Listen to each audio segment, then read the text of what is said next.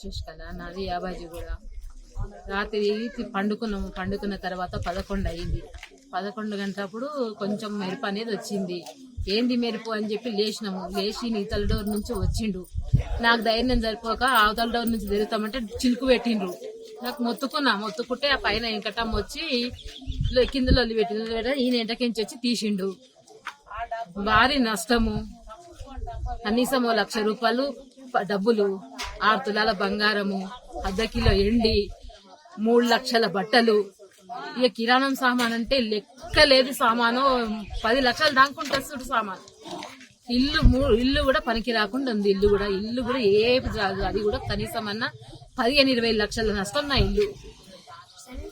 ఇది ఎవరు చేసింది, అది కరెంటుది అయ్యింది, ఏదది అనేది నాకు క్లారిటీ చెప్పలేదు. నేను కట్టుబట్టలతోటి బయటికి వెళ్ళాము. ఎవరికేం కాలేదు. ముగ్గురం, మా బాబు, మేమిద్దరు. ఏమనుకుంటారు మరి మీరు?